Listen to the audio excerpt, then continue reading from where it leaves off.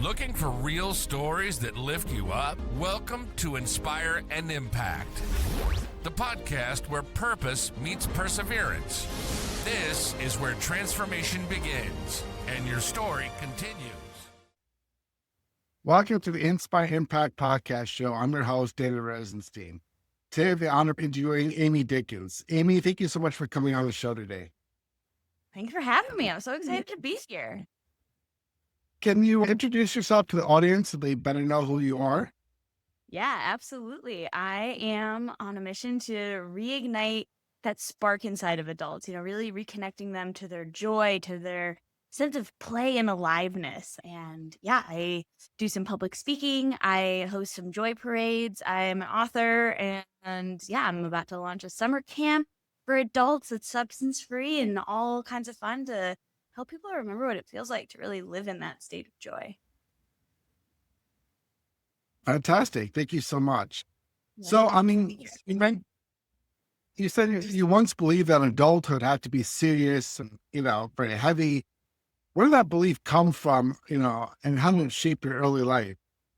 Yeah, I grew up with parents that I freaking love. I adore my fam. But we also have, really Midwestern Chicago roots of we work hard and we work the hardest and we strive and we do the best was really, I think, the culture of my family growing up. And, it's served them and I'm really grateful for it because it's brought a lot of opportunity in my family and all of that. But I was a little achiever. I thought that my love was and worth as a human being was based off of what I did. I was like, straight A student, doing president of the ecology club and, doing all the right things. And then that turns into, a worker bee at, we start getting jobs. You're like, oh, wow, Amy's such a good worker. Such a great job. She's so independent. And, I'm just kind of going above and beyond for all the things. And I think that's a beautiful thing. But I think that when it stems from a sense of I'm not enough, I need to do this in order to be safe as a person, belong or enough or lovable or whatever that might be. And also just not in alignment with who I was. I was just people pleasing. I was just like, I think this job or whatever it might be will make people around me happy. I'll make them feel good about me, and kind of living a life a little more by the rule book, I guess, so to speak, to make other people comfortable and realizing one day I didn't like my life. I was really struggling with depression and social anxiety. And I was like, something has to shift here. So what was the turning point that made you realize that joy was missing from your life? That, you sound like you were struggling through anxiety and depression and health challenges. What was the turning point that made you want to switch? Yeah. I always say I wish that there was this one moment and everything all changed from there. And there was no looking back. But when I really look back, it was, a full 10 years of really struggling with depression and social anxiety. And there was many moments of kind of seeing it and having that moment of, it gets better. There's something that I can and kind of almost taste here. And often it would be this pain is getting too much was often what was kind of pushing me to that breaking point of something has to change now. And then I'd get scared and I'd start to feel the changes coming and be, oh my God, my whole life would change if I do this. And I would get scared and go back to the old thing and just live with my suffering. And eventually I just kind of, I think, got sick of rerunning that pattern for years and feeling so stuck. I felt so stuck was really the word I think I would use for it. I was doing so much learning about growth, but not a lot of just doing the things. And started just taking leaps towards what I felt would be joyful because I just reached a breaking point of I can't keep suffering like this. Something has to change and no one's going to change it but me. And I don't really know what it looks like to get there. So I just started kind of throwing spaghetti at the wall and seeing what stuck is what I was calling it. So I sold all my stuff and I moved into a van with my partner because I was I don't know, man. This isn't working. Let's just try something different. And it was hard and it was scary and it was also exhilarating. And it was the first time I think I'd ever really gone all in on something I had dreamed of. And I'm like, whoa, I feel my little ember inside that's like that spark that lives inside of us. It started growing and I started hearing that gut feeling and so that voice, that the little like, oh, there's something inside of each of us that says, "Do this, go there, create this, or this experience," or whatever it was. That voice started getting louder and easier to hear versus the like constant, criticism and doubt and, whatever negative self-talk was kind of swirling in my head before. I was like, oh, okay. I'm just going to realize that I'm never going to feel ready for these things that I feel excited for, that I get to move through the fear and do it. And like kind of through repetitively doing that, I was like, oh, life is changing in the best of ways. And it's really hard sometimes and it's scary, but it's also, I wouldn't change it for the world. I mean, many people think like discipline and productivity are keys to success. How do you discover the joy and play were some of the missing pieces for you? Yeah. I mean, honestly, I would say on accident. And I have burned out. I literally probably can't even count the amount of times I've literally burned out. I know it's like a term, but like literally the last time I burned out, like my adrenals were shot. Like it sent me through a whole year and a half of having to get my hormones back. Like I could not get out of bed. It was literally like just struggling. Because I was like, whoa, okay, this is what it looks like when you really burn out and your body's, you can't keep doing this anymore, Amy. You just literally, this isn't the way. You can't keep grinding. And I said, okay, I have these dreams I want to build. And the only way that I've ever known how to do anything is to grind and to burn the candle at both ends and give it my all until I can't move anymore. I said, okay, apparently that's not going to work because our physical body is shutting down. At the time I was 32 years old and I was like, or 30 years old. I was like, this ain't going to be a good, sustainable way of being. And so I said, okay, walk your talk, like literally let the joy and the play lead your life and see what happens there. And I was noticing because my go-to of my nervous system is often a state of like freeze. And it's very taxing. It doesn't look like a lot is going on when someone's in a freeze state where there's play dead. But it's like a big fear moment inside of them that's exhausting for your body.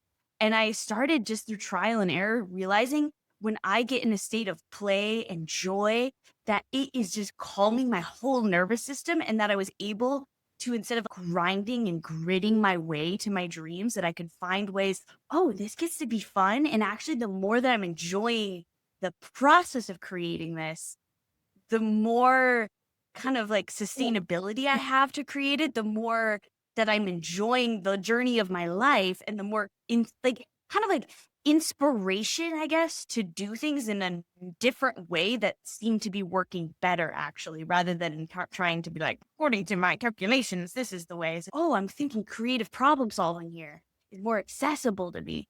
And it's magnetic when you're in a joyful, playful state. And I think most of the hidden secrets often is like who you meet, like connections that you have and like serendipitous things. And you're like, this person introduces you to this person and then everything changes from there kind of things.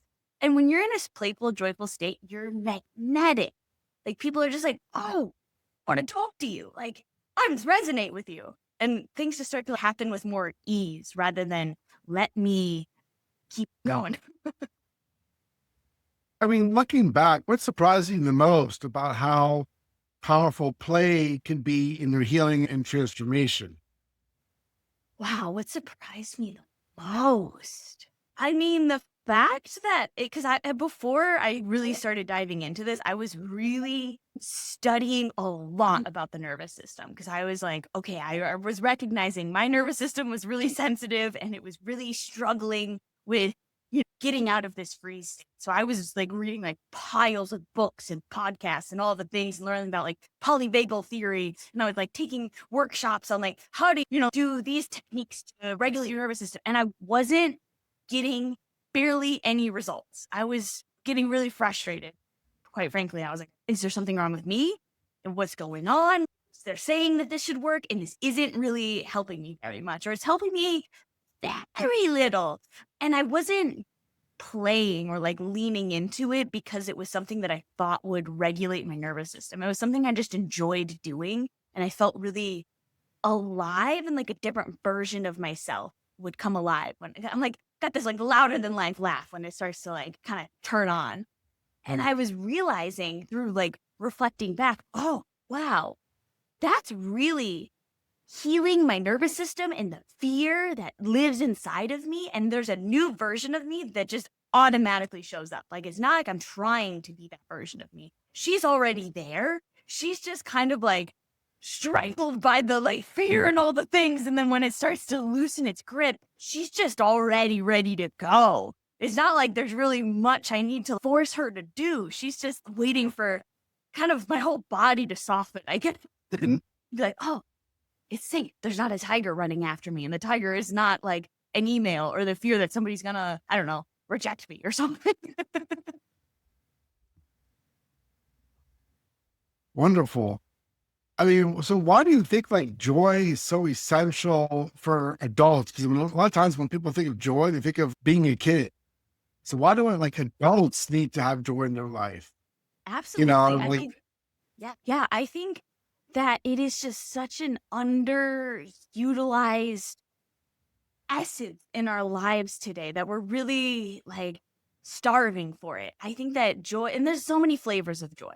There can be the really playful, expressive flavor, the really simple, like when I walk outside in the morning, I just look up at the trees and I'm like, wow, I'm alive, and just have this more peaceful, contented kind of joy. And, everything and anything in between. And I think that there's probably as many experiences of joy as there is people on the planet.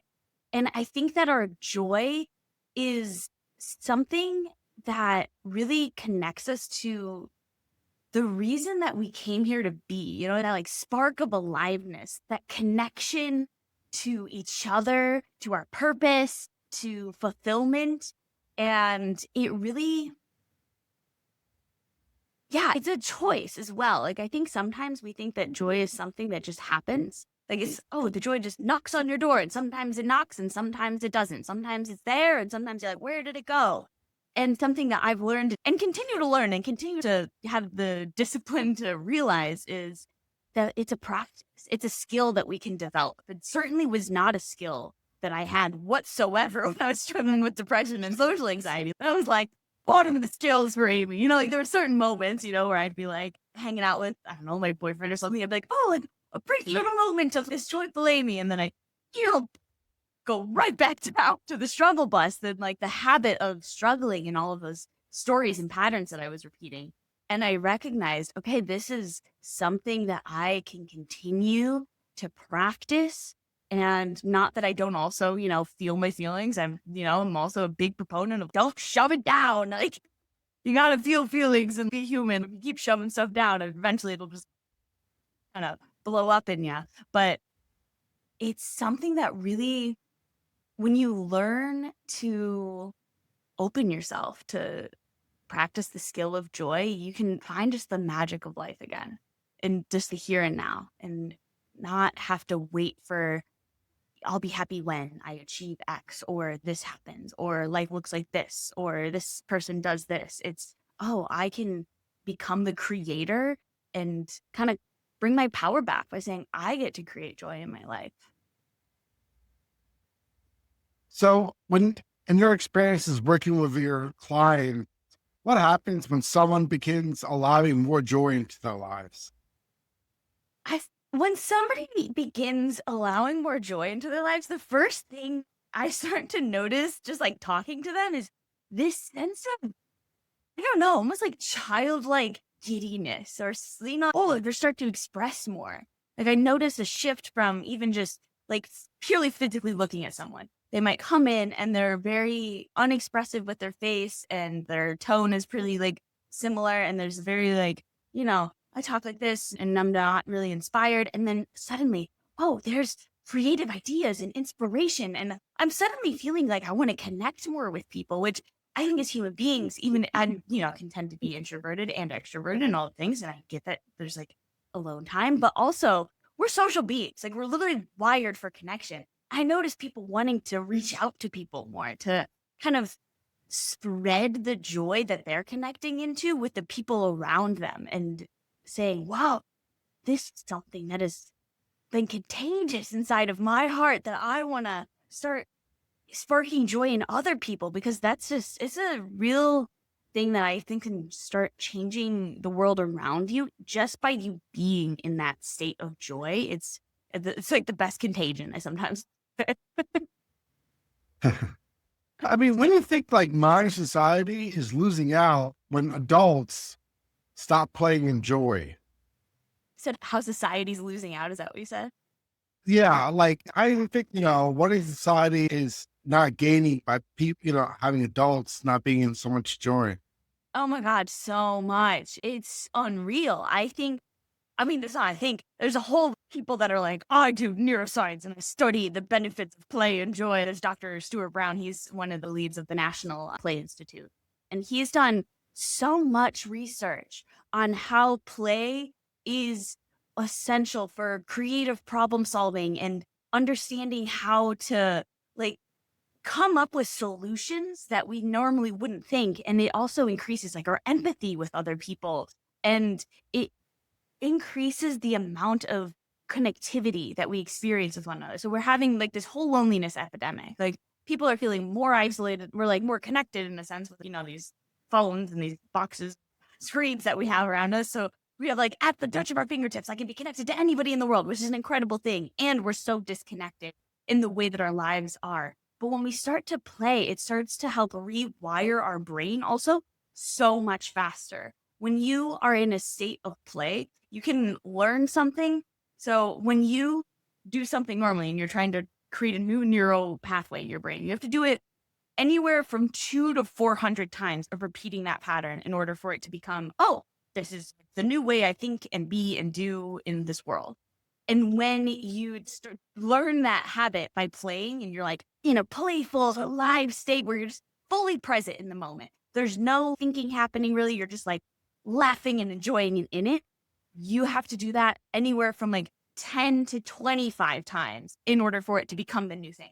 So and I think that's, it's like kids learn so fast because they're just sponges in that sense of masters of learning through play. That's really how they do it. I used to be a kindergarten teacher and that's, they're playing all the time and they learn incredibly fast. You're like, how amazing me all the time.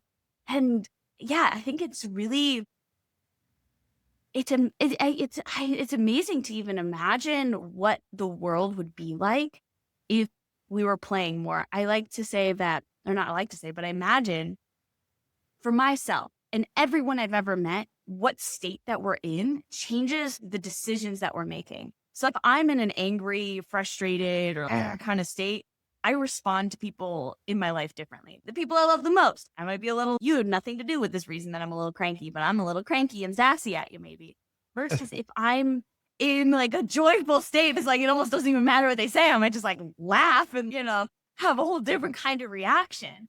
And if we could, as bosses, as parents, as teachers, as leaders, as, like even the, whatever, people who are leading whatever kind of thing, if they are in a playful state, a joyful state versus an angry state, a closed off state, or really kind of whatever scared state even, they're going to, that way they're leading is going to be completely different because their brain is going to be primed to be making different decisions, to be responding to people differently. So I think it's like almost impossible to imagine what the world would be like because it would just be so radically different in how all of our interactions would be responding. Because I think a lot of the way that a lot of us are primed to act is out of anger, out of fear, out of shame, out of, just these subtle fear states basically that are kind of running the show. So if somebody feels stuck in the cycle of stress and seriousness, what's the first step towards feeling more joy and play? Yeah, I'm going to give you 2 steps. Bonus step. First step, I would say you can do these in any order. Try them in both orders, whatever strikes your fancy. I'm a huge proponent of this concept called physiology first. So basically, there's so much you hear about your mindset and like what you're thinking and like all of this. And that's great. I also am a proponent of that. Okay, change your mindset, change the meaning you give things that like can really change your world. But if your body is in a state of whatever you're feeling, sad, frustrated, stuck, whatever it is, it's really hard for these new thoughts that we're having to kind of sink in. There's some subconscious programming like, I don't believe that. I don't think so. And you kind of don't let it in. It's really hard to actually shift, in my experience, through that. And our physiology is sending signals to our brain constantly, sending like hormones and chemicals and all of these things. So like when you see a depressed person, they have a certain physiology. Their shoulders are really slumped.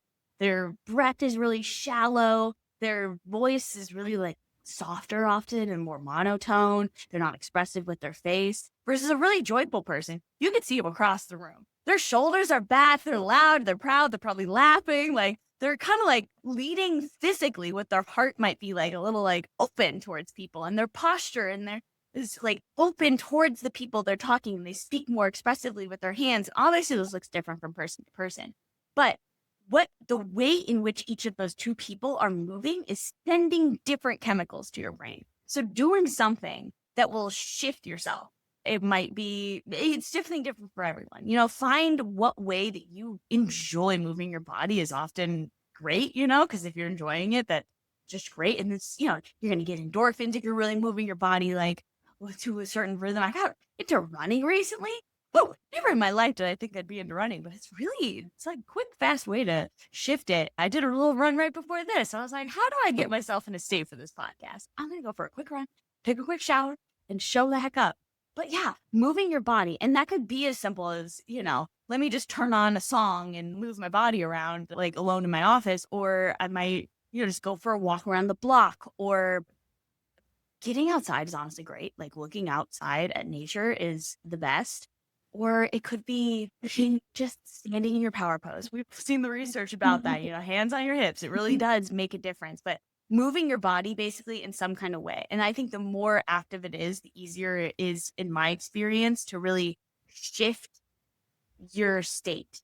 You know, the more like I'm moving, the more rhythmic it is, the more it's more, oh, okay. And I'm a different person at the end of that 5 minutes. And from there, I encourage you to allow your joy to lead. What does that mean?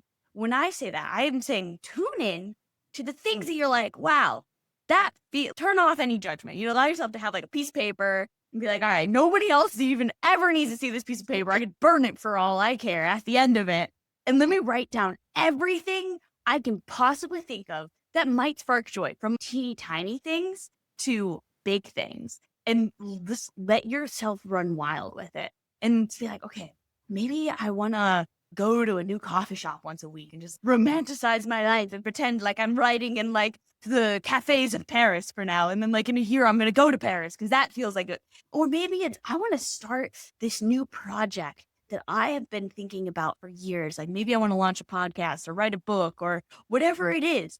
And allow yourself to say, okay, amazing. What one do I want to lean into? And know that if you're feeling fear, that doesn't mean it's wrong. If you're feeling really excited and actually really fearful about something, that usually in my case, I say that means full steam ahead, baby, because that's like, bingo. I think we hit something that's really on the edge of my comfort zone that's going to grow me. And I'm going to give you a bonus one, because this one I'm always just needing to remember is, so you might have these things on your list that you're really excited about creating. You're like, oh my God, I am going to write a book. This is going to be great.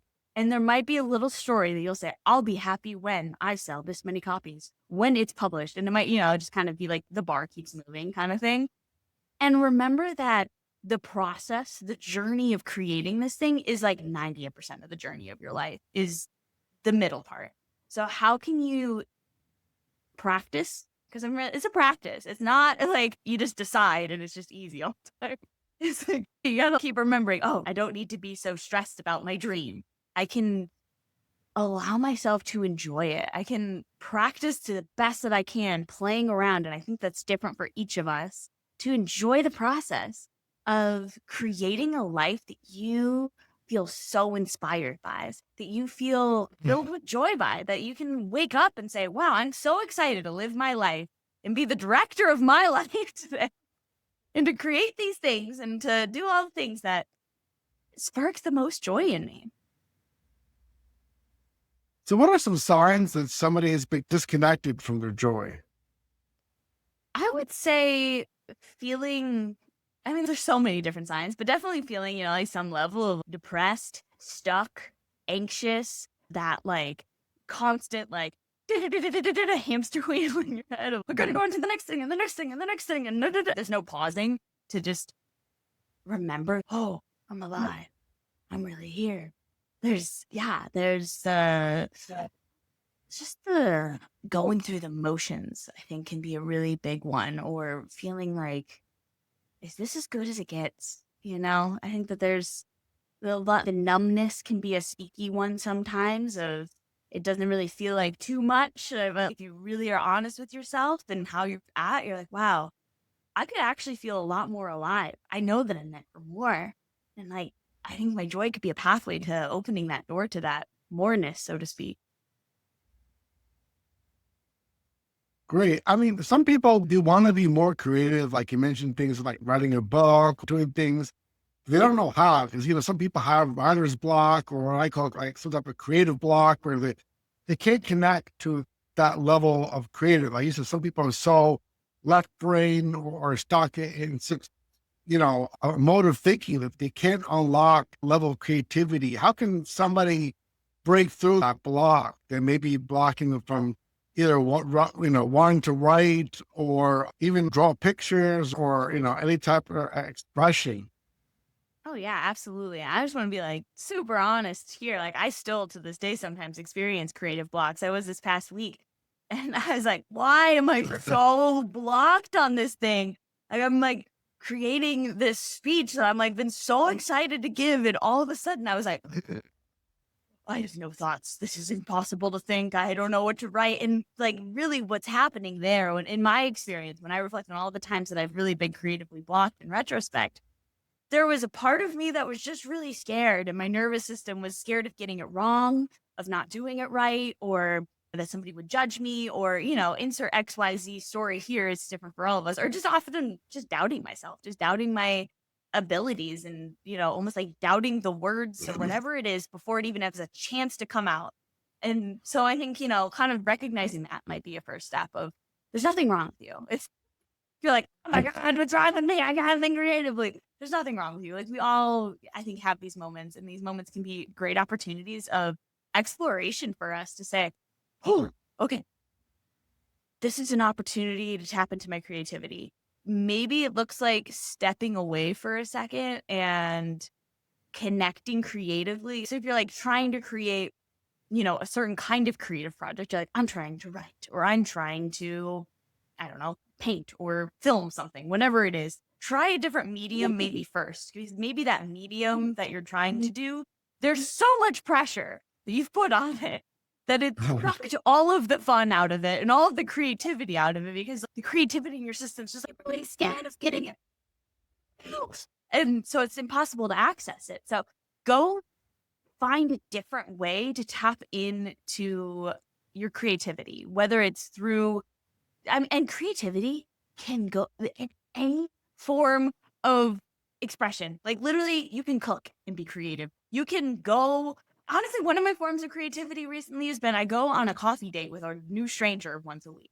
And it's like, it's basically like a podcast with like someone random, but no one's filming it. But you just say, oh, I'm going to see wherever this conversation leads, and lead it with curiosity and see what happens.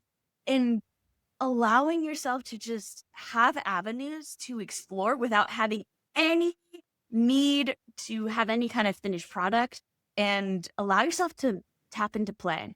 What does that look like for you when you're in that state of full presence, fully like enjoying the moment? It could be a million different things. I think some people are like really in a state of play when they're, I don't know, kind of like designing something on the computer. They're like, whoa, like I see a whole world in here and I'm really tapped in. Or, for me, I'm always like doing something goofball-y and like playing games, or, making a musical, or like doing something ridiculous, like getting people to dance through the street. And I recognize for a lot of freaky people, that's not going to be a state of play for them. They're going to be like, yeah, I'd rather run probably like a marathon, even though that even sounds like torturous in and of itself.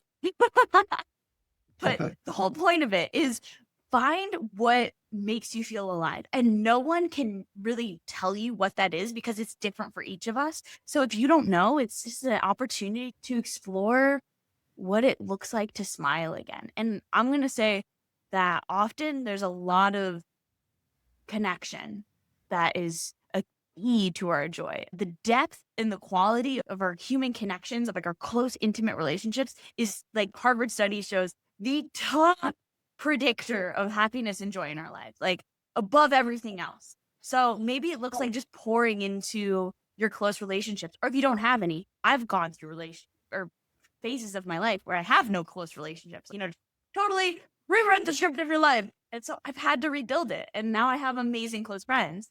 And 2 years ago, I didn't know any of these people. And in that phase, I said, okay, my top priority for my creativity is actually build community. Because when I have people around me that are there for me and got my back, that also boosts your creativity, because you say that little reptile part of your brain is, oh, these people got my back through thick and thin, and they also believe in me. They lift me up when I'm feeling down. They are like, Amy, if you're down on yourself, like, I got you today. And we all need those people in our court, because when we are in like a season or a moment of, I don't know where my creativity went, those people can kind of help breathe life back into us and reconnect us to our joy. So there's kind of a couple different things in that. Great. So, I mean, what role do you think laughter plays in healing? Like, why do you think I'm laughing? obsessed with it. I'm obsessed with laughter. If all I could do was just like laugh every day, that would be the best. I feel like I am just in my highest alignment. If I'm laughing, I'm like, we're doing something right. This is good. But laughter in and of itself is completely regulating to the nervous system. It is just like, you are fully present. You're in a sense of like safety. You're like really laughing. Or even, I think sometimes I've been a nervous laugher my whole life. And some people have been annoyed by that in certain situations. But I actually think that's a wisdom inside of my being saying, oh, we're like kind of starting to get a little triggered here. Let's laugh, because it actually is going to help bring your body back into a sense of safety so that you can stay in a creative, connective state, basically. Because if we're not in a sense of safety, we're out of connection, and we're out of creativity, basically. So that's the whole kind of goal with that. And laughter is so connective. I think, it's really hard for a lot of adults to make friends and to feel safe and connective. It's like we've really overcomplicated it, and our lives are not designed for it to be easeful, quite frankly. I think proximity is that's like the key way often. We are like, oh, that's how I made friends in schools. I don't know. Bob was just sitting over there, and like eventually me and Bob became friends. There wasn't really like rhyme or reason to it. It was just like we sat next to each other for long enough. But like when we're living lives where there isn't this proximity, there has to be more intentionality to we need more connection. So laughter, really great way to like kind of speed through the clunkiness of making friends. It's like you laugh and there's something that says, oh, I can be safe with this person. I trust this person. I actually like this person. And, I know you wrote your book, 101 Ways to Spread Joy, focusing on creating ripple effects of positivity. What inspired you to write this book? Yeah, honestly, it was a dark season that I had gone through a few years ago that really inspired it. I was like, went through one of those huge breakups, had burnout where I was just having all of these health issues pop up for men. I was like, whoa, what is going on? I was, like kind of in between where I was living and trying to rewrite my life, and like completely stuck and like unsure of where to go next. And in that like, what is going on kind of moment. And I had just a really low phase. And I remember looking in the mirror one day, and I looked at myself and I was like, wow, you look rough, girl. Something has got to change. You got all these tools. You're needing a new tool in your toolkit, so to speak. And we know that the way we start our day sets the tone for the rest of the day. So I said, hey, what can we do? Let's give ourselves a 30-day challenge. And at first the challenge was, let's do something joyful in the first 30 minutes of the day, just to see what happens. Maybe that'll bring a little more joy into my life. And a few days in, I wrote on little pieces of paper all of the things that I needed to hear, all of the little messages that I was like, okay, like in this really dark season, these are the things that I need to hear someone else say to me right now.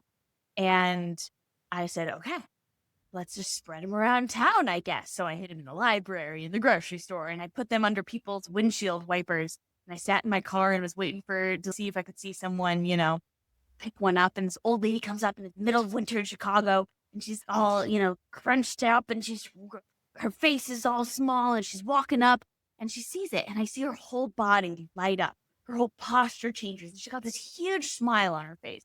And it lit something up inside of me to help spread that joy, not just in me, which was also important, but also to kind of ignite it and spread it in other people. And so I started kind of shifting the rest of that 30 days to be more, how can I spread joy in the world around me too? And it lifted me out of a funk in such a huge way. And that by the end of the 30 days, my life honestly did look really different. It totally did help get me unstuck. I moved to a whole new city. I started a coaching program. I was like doing all of these new things. And I was like, whoa, like I'm not perfect by any means. There was still some like walking through hard times that needed to be done. And it lit a fire of aliveness inside of me that reconnected me. And eventually, a few years passed, and I said, wait a second, that 30-day challenge of spreading joy, that really helped me, didn't it? I wonder if it could help somebody else. So I said, I'm going to write a whole book about it. And so I decided to break it down into just a bunch of ideas. There's like a book club kind of joy spreading little breakdown of if you want to meet up with people once a week as you read through the book and say, okay, let's kind of either do this together or use this as accountability. If you're like, I want to go try some of these things with the people in the group, or, okay, I'm saying I'm going to do this thing and we're going to meet next week and these people are holding me accountable. So I'm going to have to do the thing because humans work really well with accountability, like 70% better or something. Or you're more likely to do that. Studies show. Yeah. And I put my story into it and said, so people can relate to it. And, the reasons of why joy and play and the science behind it, like, why is this actually going to, neurologically change who you are as a person? Like, how is this going to actually change your identity and like biochemicals in your brain? So that it kind of speaks to all of the different parts of us that are kind of, it's like the heart part. This, I want to hear someone else's story and be able to relate and have empathy. And then the other part, and I need to understand the logic of how this is actually going to work before I actually try it. And yeah, just to have a fun time doing it. Yeah, and it's on Amazon. It's got all kinds of rainbow in it. And I really designed it to be something that you could read on the toilet, before bed, little chunks, like realistically, when are people reading these days? How often are they reading? Often not that much. So we made it very digestible. Can you share like one or two ways from the book that people can spread joy? Yeah, absolutely. I would say one of my favorite ways is to send either a text, a voice memo, or it could be like a handwritten letter if you like, of appreciation. Like I like to say, if I think of a compliment or an appreciation of somebody, I want to, and I'm just thinking of it randomly in my head. I try my best. I'm going to say honest right now. I don't think I've been as good at it as I used to be, but I like to share it with that person. Pick up the phone. I either call them or say a voice note, be like, I was just thinking this amazing thing about you. You are so gifted at facilitating this thing. You make it look so easy. It's incredible. And this is like radiant in the room. And I'm just so grateful for that. And whatever it might be, and to just share that with people. And it might be a practice you want to do, like first thing in the morning. You're like, let me just spend 60 seconds sharing appreciation to someone. I think that's like a really simple one. And I'm not even kidding when I say 9 times out of 10, the person that I'm randomly thinking of, they will text me back. I don't know how you knew I needed that today. I was having a really hard day.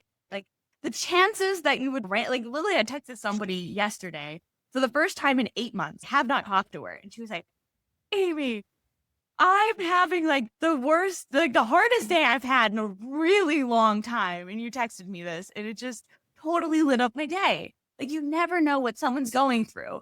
And so it's like the smallest little thing that you can do. And it's very, say like safe, approachable, and it really fills your cup to say, wow, I can make a difference in the world. I can really have a small impact on someone's day. And another one I would say is Where would I go with it?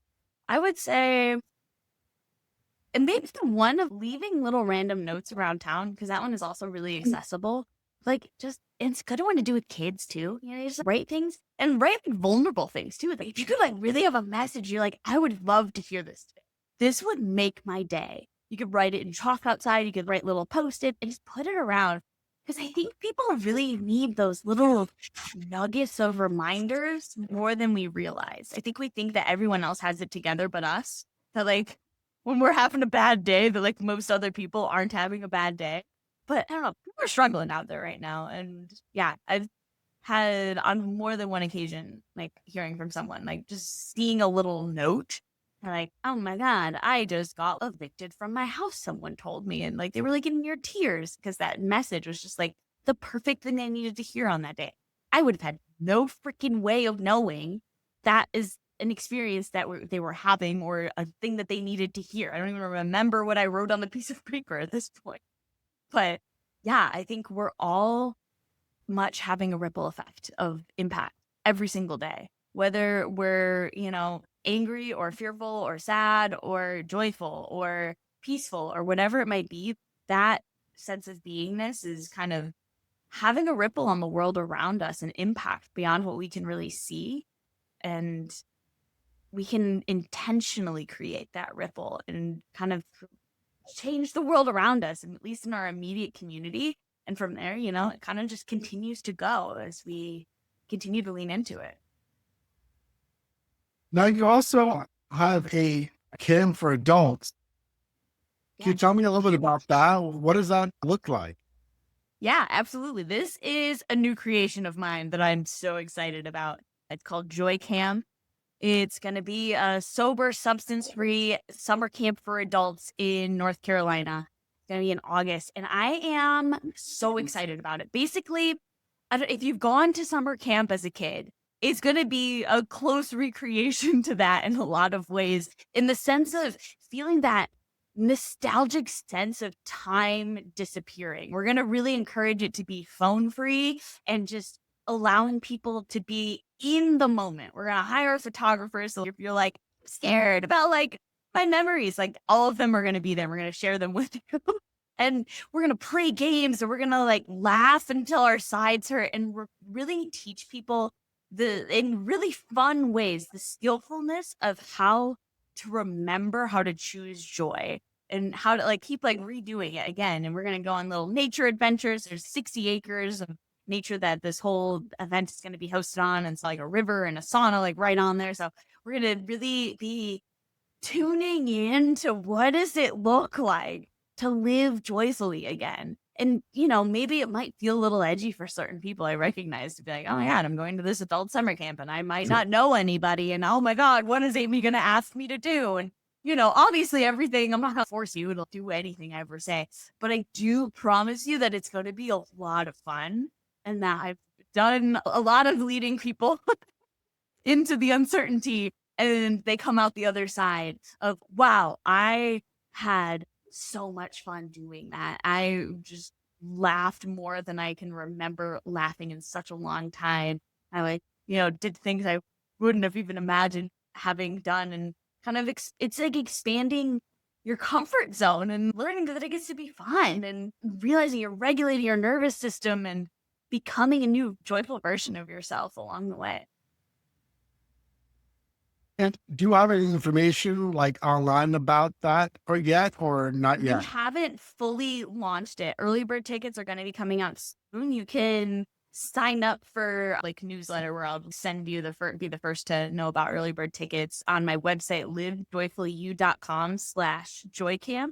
You'll find it there and we'll let you know all the ins and the outs. You can get a sweet old little discount. We'll be launching it soon. We're tweaking some little things here and there to really get it fine-tuned here.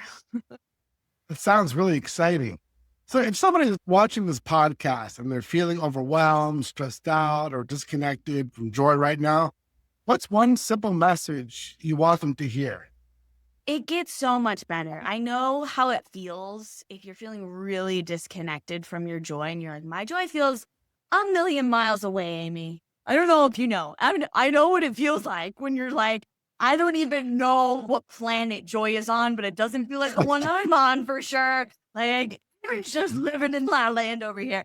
Trust me, I've been there. I've spent a lot of time in that zip code, and it's a hard zip code to live in. And I promise you, it gets so much better. And it takes some brave moments. It takes some moments of believing in a version of yourself that you, I'm sure, in certain moments can see and feel. And you're like, oh, I know that it's there. I know that it's really can ignite inside of me again. That there's been moments in your life where you have been so joyful and happy and sparked alive. And maybe it's been a long time, and that's okay. But that there is a way back to it, and that you inside hold all the answers back there. It's just a matter of reconnecting to that and trusting yourself again in a lot of ways of saying, oh, okay, I believe in myself that this thing here is going to help lead me back to my joy, and that it's actually worth it to prioritize my joy. I think that's a huge part of it, is say, oh, well, my joy, my play, worthy of being prioritized. Oh. And that kind of is something that you can actually even schedule into your life. That's a huge thing that I've done, is really allowing that to guide me along the way. The amount of times that I've scheduled something in and I don't want to go, and then I go, and by the end of it, I'm like, oh my God, I'm so glad I went. That just totally filled up my cup for the whole week. And trust it, and just lean into the discomfort and allow it to surprise you, because you never know who you can become on the other side of your facing your fears, and that joy that is waiting to be unleashed inside of you. It's just primed and ready, and the world is so excited for it, because when we're living in a joyful state, we really can make a huge impact on the world. Unimaginable impact. I'm like, even the impact I'm making today, I'm like, this is for myself, even just a tiny fraction, because I know that there is even more fear that I can continue to walk through and face and say, oh my God, it's actually safe to do that too. And now I can expand the amount of joy that I can share with the world around me, and the amount of capacity I have. Great. Are there other ways that you do work with people? Do you offer like private one-on-one coaching? No, I'm not doing any one-on-one coaching right now. I am mostly focused on doing in-person events. So I got Joy Camp. I host an event bi-weekly here called Joy Parade. If you're ever in Asheville, North Carolina, you want to dance through the streets. And we are just all focused on igniting joy in ourselves, of course, but also the world around us. And we get random people to dance with us and kind of make life feel like a movie. And it's amazing. Yeah. And I'm leaning into doing a lot more the joy parades at events and public speaking at events, and more just kind of in that kind of realm. So having a lot of fun with that.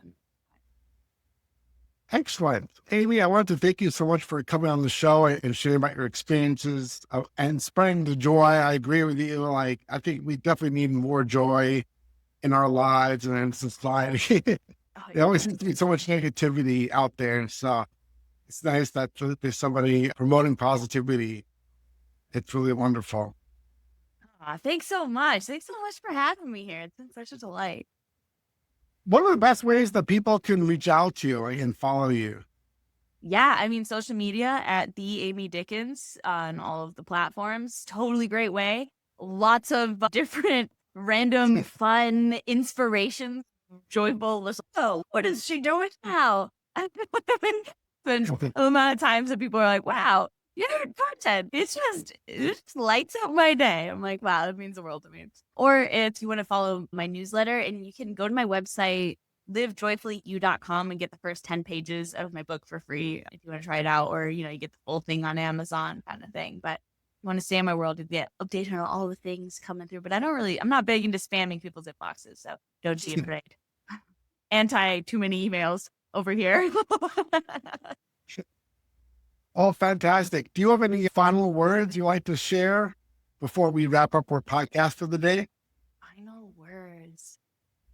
Let's see. I would say, if you're waiting for a permission slip to feel alive again, to live a life that's more inspired, that you're just excited for, this is it.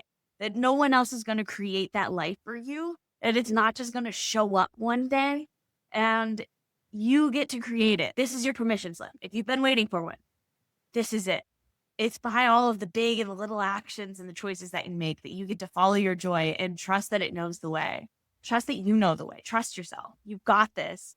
World needs your joy. You deserve your joy. I know the world can be wild enough for some people, and they're like, who am I to feel joyful? Who are you not to feel joyful? Like, we need more joyful people inspiring the world with their beautiful creations and reconnecting people to their own joy, to create a new world that's even more inspiring and joyful in so many ways. So do with that what you will. It's a real pleasure to have you on our podcast. I want to wish you the best of luck with your book and your camp and all your other endeavors. I think what you're doing is really important. Thank you so much. I really appreciate you having me here. It's been such a delight. Absolutely, Amy. Take care. Yeah, go on.